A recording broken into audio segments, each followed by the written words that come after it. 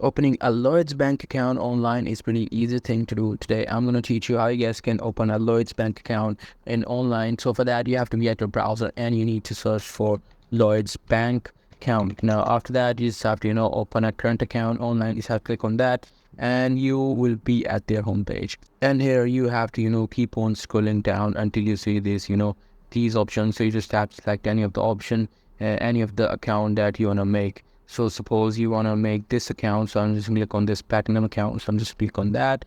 It will take me to this page. Now here you have to click on this ready to apply. And now here you have to select any of these options according to your choice. So I'm just going to click on this new customer and I want to apply to create a bank account. So for that, they will take you to this process or this procedure. You just have to click on this continue and it will take you to the new page, which is PCA onboarding. And here you have to click on this continue and you have to select if you are a customer, existing customer or not. So I'm just going to click on no, just because we are creating a new account. So you just have to select the country if you are UK or not. So I'm just going to click on this yes. And as you guys can see, I need to start adding the information to open up my bank account.